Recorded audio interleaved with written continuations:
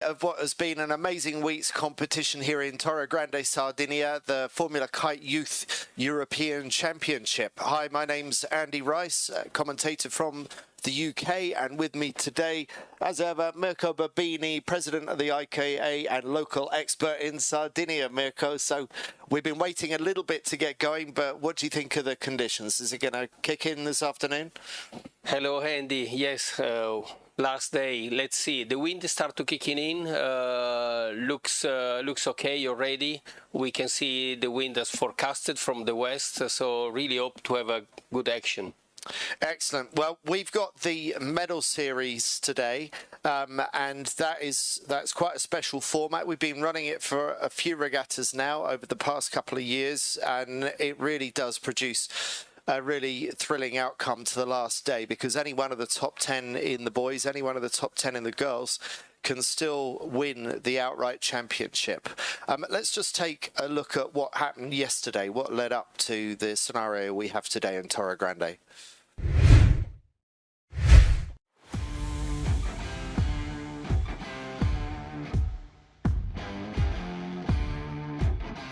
Four wins out of 5 races will give Qubin Huang a lot of confidence going into Sunday's medal series.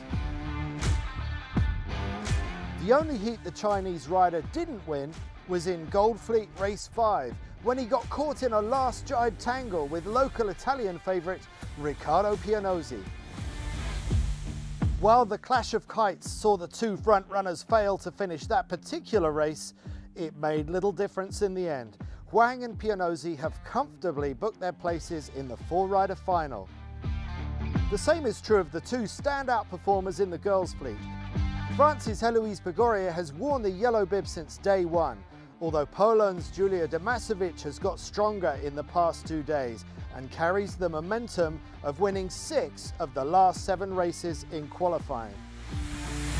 While the French and Polish riders are confirmed for their 4-rider final, it's up to the other 8 riders in the top 10 to see who will fight their way through from the semi-finals on Sunday. Tune into Sunday's live show to find out which of the other 8 riders will be joining the French and Polish in the 4-rider final.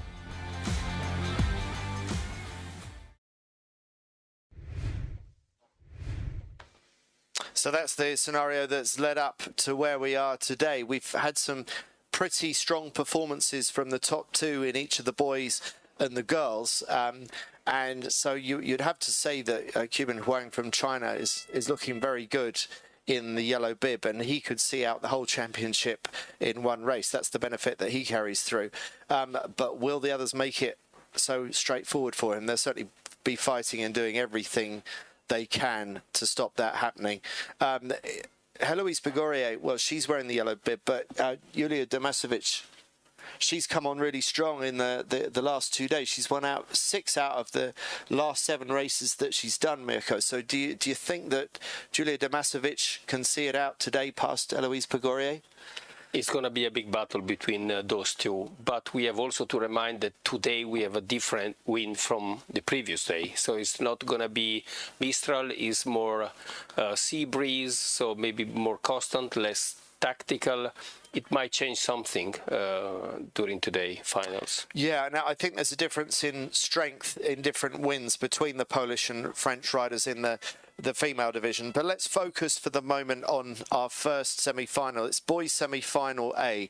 And in the lineup, we have Poland's Michał Wojciechowski, France's Nel de Jaham, Poland's Jakub Jurkowski, and Wojtek Koska from Czech Republic. And now Koska, the Czech rider, he carries through 2 match points. He's only got to win 1 of his matches in this semi-final coming up, and he will have booked his spot into the final. Jakub Jurkowski, he's got 1 match point.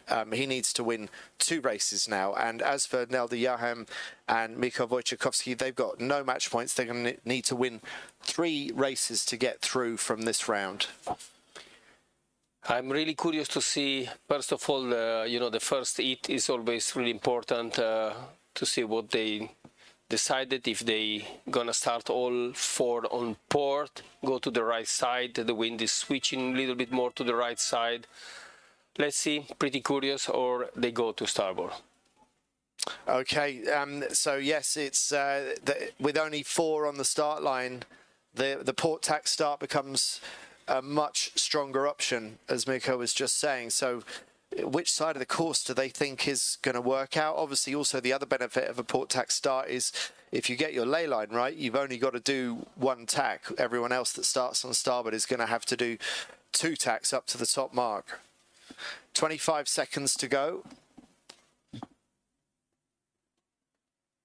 And this is the slow ride in. Still going pretty fast by most wind-powered standards, but this is going slow in the world of kite foiling, where they frequently do more than 20 knots upwind, more than 30 knots downwind. It looks like we are lining up for 2 on starboard and 2 on port. Who's going to come out of this? This is a really fascinating scenario.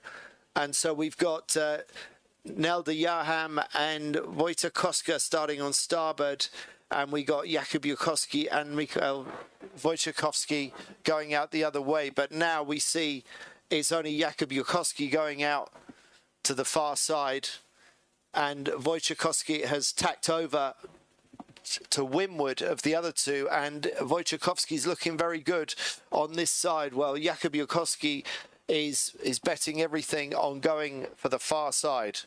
Now remember, the board that they cannot afford to win is the one closest to picture, and that's Wojciech Koska. Only needs to win 1 more race and Koska will be through to the final. Well, at the moment, Koska looks like he's 3rd best out of these 3 on this side.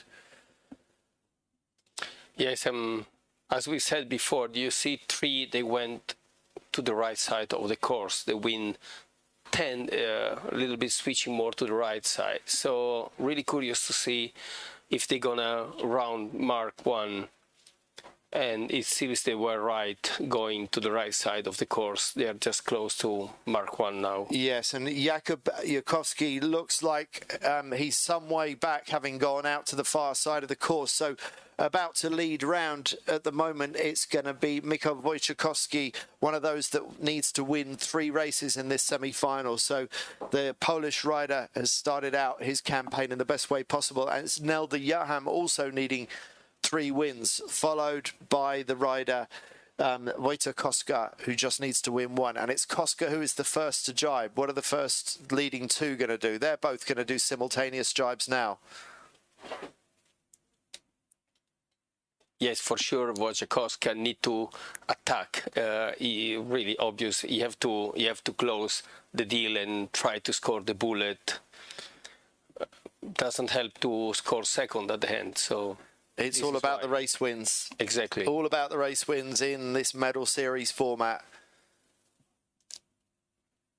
And down they come towards the bottom of the course, and still leading. It's Wojciechowski just ahead of the Yaham, and it's these 2 just jibing here. It looks like the Yaham will just stay ahead of Koska in 3rd place, but it's very, very close between those 2. And Koska in danger of overtaking the Yaham, and Koska really putting himself in amongst the front few now. Yeah, you need to tack and go to the other side as soon as possible. You will see that. And Jakub Jurkowski also bringing himself back into contention. Jurkowski is last around the mark, but things have really tightened up between these 4 riders now. And closest to picture, it's the Yaham from France, and in the middle, it's Koska and Wojciechowski, the 2 Polish riders. Sorry, Koska's Czech, the Czech against the Polish rider, Wojciechowski in the middle, and just behind them, it's Jakub Jurkowski bringing up the rear. And at the moment, it still looks like Wojciechowski has a small advantage, already tacking onto the lay line. But how is de Yaham doing? Has de Yaham done enough to be able to get across the front?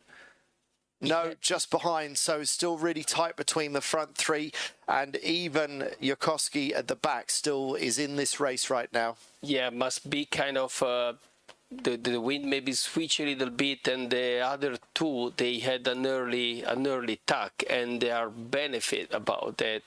if they make the mark, then Koska make a mistakes on going really too far from the ley line.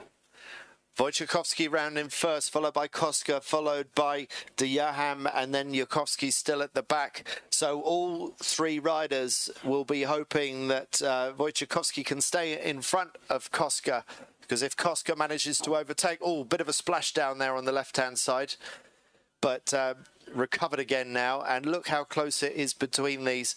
On the right-hand side, it's Wojciechowski, then Koska to the left wearing the red bib, and then further up it's De Jaham, and then on the left it's Yukovsky. So still so close between these four riders. Yeah, last jibe, I can tell you, last jibe is going to be under pressure. And so down towards the bottom of the mark, here comes that final jibe. And as you say, Mirko, it's going to be who executes best on this jibe. That could end up being the difference. Yeah, this is the last jibe before the downwind legs, and then they have the last jibe around the mark just before to crossing the finish line. Bit of pumping on the legs. Is that Wojciechowski? Koska. Koska into the lead. So Koska, he's managed to overtake Wojciechowski. And Koska has got to execute around this slalom jibe mark, but Koska has just done what he needed to do to see out this semi-final in one race. And for so long, it looked like Wojciechowski was going to keep Koska behind him, but Koska, the Czech rider, takes the win and has already booked his way through to the final a little bit later on this afternoon. And we may not have to wait that long if we see the other semi-finals resolved as quickly as what we just saw then. So it all came down to that final jibe. And Mirko, we saw Koska really come good just when it mattered, just with the pressure jibe. Yes, exactly. Did you see? He had to attack. He didn't have the good a good start, but then he managed to have it perfect. And over the last downwind, he just went into the lead, and at the end he make it happen. He closed the deal. Great job from Koska. Very, very. So it's 3 minutes until the next start, and we'll just wait for confirmation on which race that is going to be.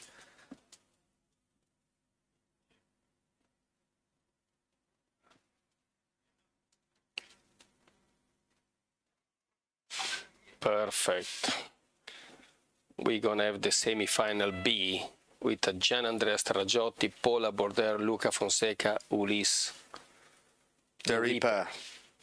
Okay, so this time it is, so there's just the confirmation. Wojciech Koska from Czech Republic with the extra win. He took his 2 match points through from qualifying third across the week. He only needed one more race. He managed to see that out in the one race. So we've got 2.5 minutes to boys semi-final B, and we're going to see who's going to be joining Wojciech Koska along with the two that have already qualified through from the week. That's Riccardo Pianozzi in the blue bib and our series leader from China, Qubin Huang. So as for the next start coming up in 2 minutes, Ulysse De Rieper, Lucas Fonseca, the French and the Brazilian, no match points. French rider Paul Labaudet has 1 match point, and sitting in the box seat with 2 match points is the Swiss rider Gian Andrea Stragiotti, winner of the A's Youth Foil World Championship last year, and the Swiss riders made a very quick transition over to the Formula kit, to the grown-up kit. So really impressive how Stragiotti has managed to make that switch so quickly, Mirko, from the A's Youth Foil. Yes, he managed. You know, they are young and they are used to go fast, and when they just change the equipment into the kite foil, I mean Remer kite and high performance hydrofoil, they are get used so quick, and they are brave enough to go fast. And how much faster is this equipment compared with the A's Youth Foil? I don't know in terms of percentage, but I can tell you the youth foil equipment are maximum speed is 30, 32, and this one can go over 40, so quite impressive.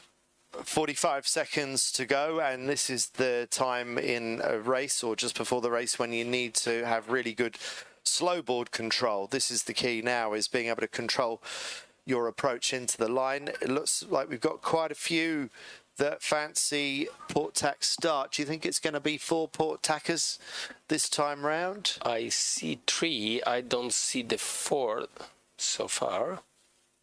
It looks very busy over that side of the course, which is very unusual for a big fleet race start, but makes a lot of sense when you've only got 4 boards on the course and you've got a really short course. It seems 3 on port.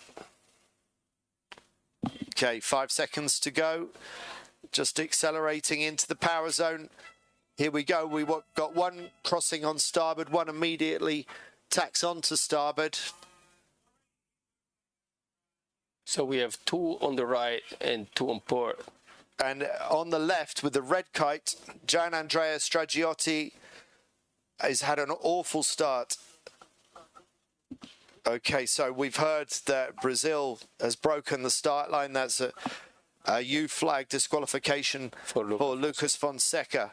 So there's only 3 left in this race right now. Not that they will know it, not that even Fonseca will know it. He might have a bit of a clue, but not for sure.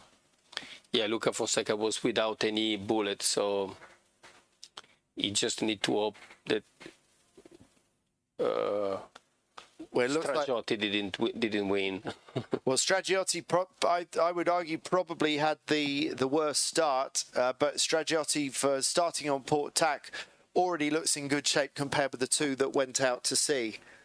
Yes, because Luca Fonseca we don't have to take into consideration now. So let's see if Stragiotti can manage to overlap the other 2.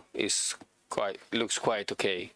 So Fonseca going round with a healthy lead, but as we've just heard, that's not going to count for anything. So it's the other 3 that we want to pay attention to.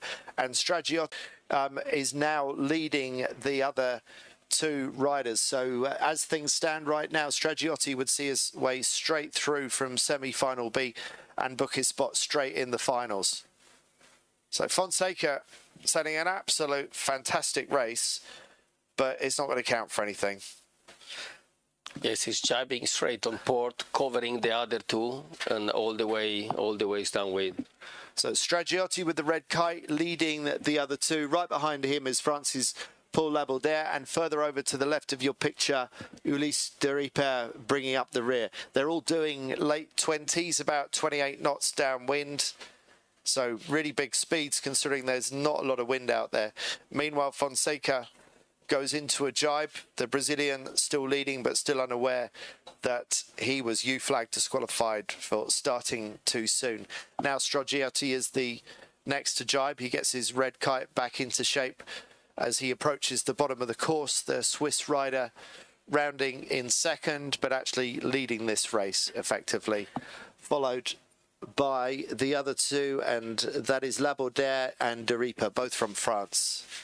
Oh, a bit of a splashdown there.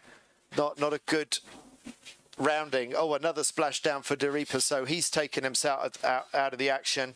And Stragiotti really only needs to defend now against Labaudet. He's the only threat, as things stand, between Stragiotti going through to the final. Yes, now I think that, that Andrea Stragiotti is not aware about that Luca Fonseca is UFD, so there may be no celebration from the Swiss rider when he crosses the finish line, because you just won't know. Exactly. So they've actually tacked on an earlier ley line than Fonseca, which is interesting. So has Fonseca overstood the ley line for the Wimmer mark? It's all pretty academic anyway, because Fonseca's not going to get a score out of this race. Stragiotti went for an early attack. Maybe he was also looking to tack on top of Labaudet's air and give the French rider some bad wind, but it looks like they're all on ley line. Fonseca goes round in the lead for the last downwind legs. and into an early jibe. It seems like the early jibe is quite a popular move on this race course at the moment. Stragiotti safely round the top of the course. Labaudet about 3 or 4 seconds behind, and Ulysse de Rieper, after that splash down at the leeward mark, has a lot of catching up to do. Stragiotti into the jibe, so is Labaudet. And they're aiming towards the mark down at the bottom, and then it's that quick zigzag slalom, and then it will be the finish. Fonseca comfortably in front, and Fonseca sailed really well this week. Well, maybe very inconsistently, even by his own standards, but at times Fonseca's been up in the top 4 overall, and he went into this today in 8th place. Well, he's not going to carry any further forward in the competition because the red kite behind him, just jibing. Stragiotti looks on track to book his spot in the 4-rider final that will decide the medals later on this afternoon for the boys.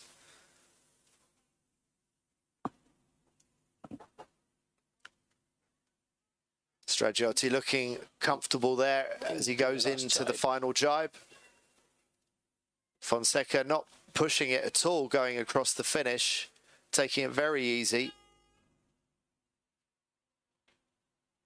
Fonseca across the line first, but won't get a finish. Stragiotti is the winner of that race, and already the young Swiss rider has booked his spot into semi-final B. So in only a matter of minutes, we now have our lineup confirmed for the boys' finals later on this afternoon.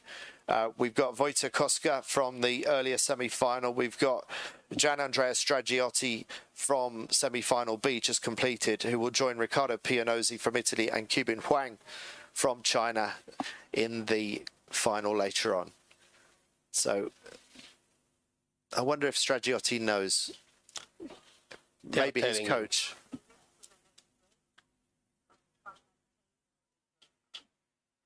Okay, we've got 4 minutes until the next race.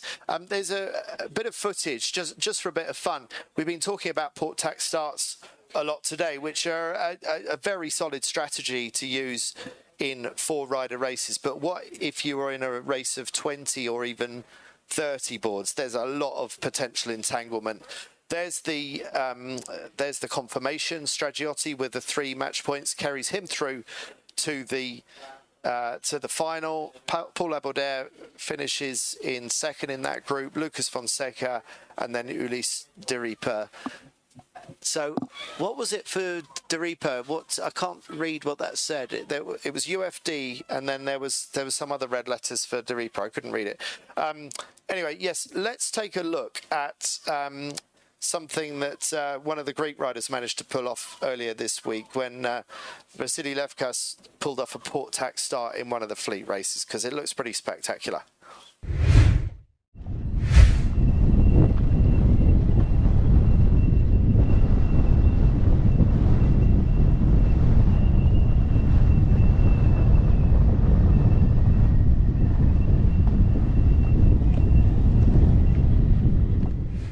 Have a crash like that, then you know that if there's any insurance claim, it's going to be on your insurance, not the other boat. Yeah, at that moment, the last things that you have in your mind is the insurance. So that's the last things that it comes afterward. Yeah. Well, I just love it when someone manages to pull off a port tack start. We obviously are familiar with that in the boat world as well, but with the lines that you've got and the kites in the air, it's even more risky. So there we've got the confirmation that we're into the sequence. Less than 2 minutes for the first of the girls' races. And in this, we've got Israel's Mika Caffrey and Argentina's Catalina Turienzo both going through with no match points. So they got to win 3 races to get through to the final later on. And then for the French riders in 1st and 2nd, well, Chloe Reville has 1 match point in 2nd, and Lisa Caval has 2 match points. So Lisa Caval is the one who will be looking to try and emulate what she's just seen happen in the boys' competition. Can she go through with just 1 single race? Let's find out shortly. Got about a minute to go. Oh no, race start delayed. Race start delayed. So we might have to see how long that... Okay, so the display AP. Okay, they need to change the course we're just hearing. In which case, let's go to a quick ad break.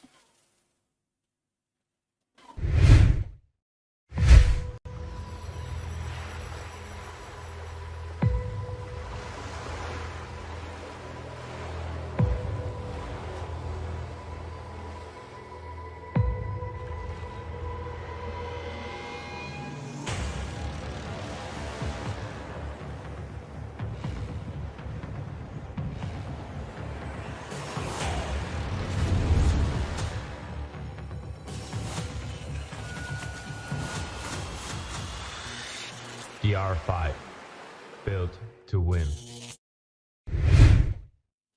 Yeah, 3 minutes.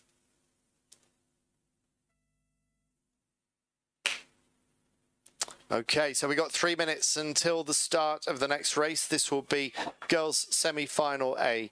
Israel's Mika Caffrey against Argentina's Catalina Turienzo, and two French riders, both with 1 match point. In fact, Lisa Caval has 2 match points. So Chloe Reville on 1 match point, Lisa Caval on 2 match points. 2 minutes 30 to go. Mirko, based on what you've seen today, we know how important the start is. What would be your favoured starting strategy after what you've seen from the boys? Yeah, like the majority they are doing so far on port, going to the right side of the course. And did you see also they had a slight delay because the wind just went a little bit to the right. So definitely pay off the right side of the course. So port, start, hit the ley line, 1 tack straight to the top mark. Yeah, it's a short course, so it's relatively easy to judge those ley lines, isn't it? But if anyone wants to start on starboard, of course, they have that marginal advantage off the start of being able to be ahead of the rest. But there's 1 extra tack to execute. Do you think there's a wind strength difference from side to side? It might be. It might be also if it's small, it might be. The wind is never the same. Also, if you just move 200 meters from one side to the other, it might be different. And for sure, they know better than us here in yeah, looking the footage. And but I can tell you, it will be definitely different from one side to the other. Now, do you know who has the purple ozone kite that we see on the right of our picture? I'm trying to see if it's Lisa. Oh, wait a second, I can tell you. 55 seconds to go, and we'll see how things are shaping up. Who's going port tack, who's going starboard tack in a moment. So we have also 2 on port and 2 on starboard. Okay. So it's going to be an even split. And I can't help thinking that starting on port tack might be the stronger option. 28 seconds to go. And we can't yet see the starboard tackers. There's one of them. Maybe going to join them, actually, for a late tack and a port tack start. So there could be 3 lining up on port. Okay, did you see at the last minute Lisa Caval decided to join the group on port starter? So it's Catalina Turienza is the only one not starting on port. And here they go. And it looks like Lisa Caval has started well, and is the Israel we've just heard is UFD. Mika. Yeah. So Mika Caffrey out of this race already. So those 3 identical fly surfers that we're looking at here are the only ones remaining in the race. Yeah. Hang on. No, sorry, I might have that wrong. Mika Caffrey is one of these. Yeah, Mika Caffrey is one of these. Yeah. So Mika Caffrey is the right hand of the 3 that you see. So Mika Caffrey is the one who is UFD disqualified. Catalina Turienzo is going out the far side of the course. We can't see her at the moment. And Chloe Reville is slightly to windward, slightly better position than Lisa Caval. And Chloe Reville will know for sure that she needs to stay ahead of her teammate Lisa Caval if they're going to see through this race into at least one more heat. Lisa Caval is the one who's already on match point, but it's Chloe Reville sitting up to windward who has a marginal advantage, and they must be getting very close to ley line now. Already Mika Caffrey thinks that she's on ley line. She actually goes for an early attack than the two French riders. They're just going too far now. Well, I wonder if that's a tactical move, and is Chloe Reville just going that extra distance to try and make life harder for Lisa Caval? I wonder if she's almost thinking of this in terms of a match race in these early stages. I mean, it's really important. Obviously, we know that Chloe Reville need an extra bullet to attack Lisa Caval, and Lisa Caval, she will try to attack. And it looks like the French riders are going to sail over the top of Mika Caffrey anyway, so maybe no harm done with the extra distance they've sailed. It looks like Reville might get to the windward mark in first place. Let's see. They are really close each other. Huh? They are, but the French riders have sailed quite quickly over the top of the Israeli riders, so it's going to be Reville round in first, Caval round in second, France 1 and 2, and then Israel round in third, but UFD disqualified from the start, and we haven't seen much of Catalina Turienzo from Argentina so far. So simultaneous jibe from the two French riders, both well executed, and it's Reville who stays marginally in front of Caval. It's going to be interesting if they're going to keep open the semi-final. So this is what Reville will be hoping. Can she keep open the semi-final? She knows that getting a race win is absolutely critical, and if she can't win a race, at least can somebody else other than Lisa Caval. So at the moment, Reville's got both things. She's leading the race and she's got Caval tucked away behind her. But we've seen sometimes how these jibes can be such a critical point of the race. Reville, is she feeling the pressure? She's responded well if she has. She's pumping the board to get it going again. So is Caval.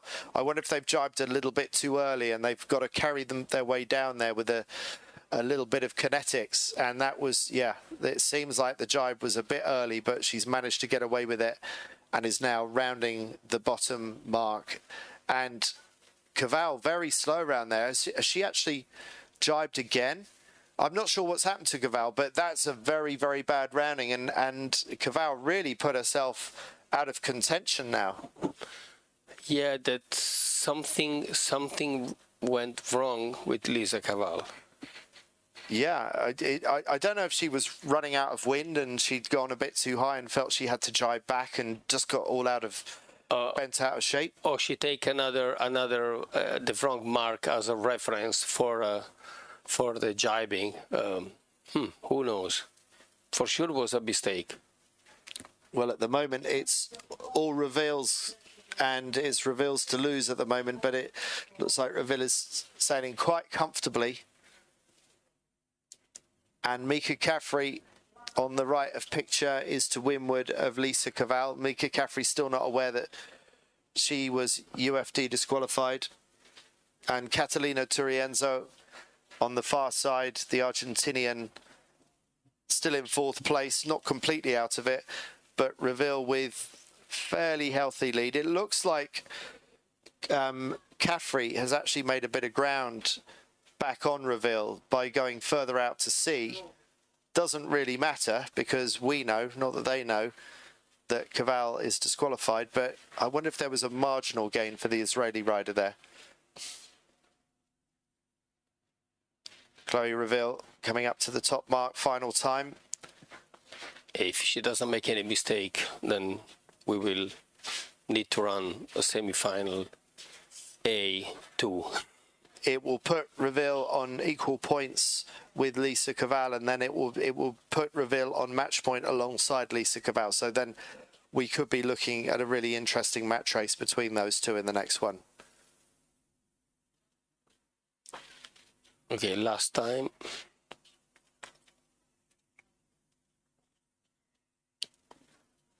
So Reveal is safely round the windward mark. She'll be going to a jibe fairly soon.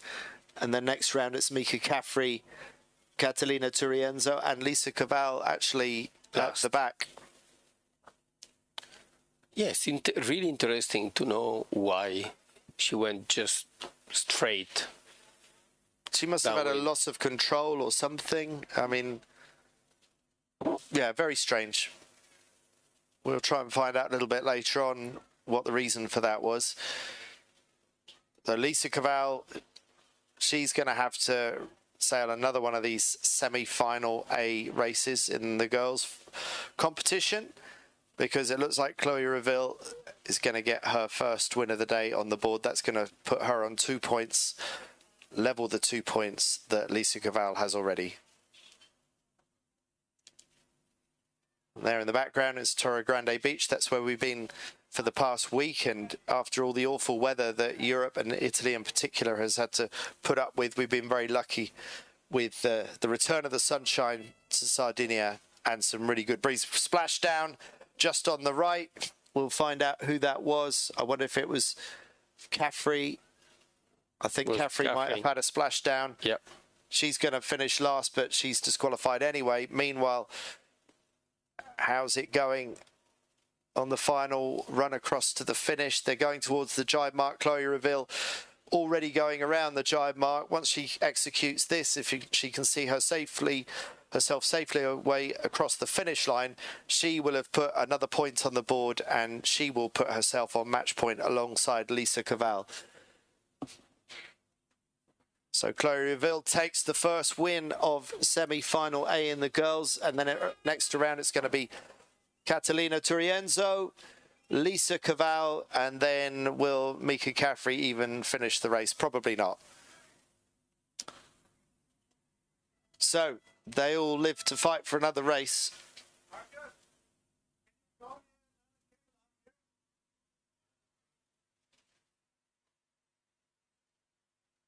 Chloe Reveal cooling down in the water, and there is the confirmation of that. Chloe Reveal moves to the top of the leaderboard on 2 match points. Lisa Caval still on 2 match points. Turienzo and Caffrey yet to put a match point on the board, so they still have a lot to do. Right, we'll go to a quick ad break. Back to you shortly.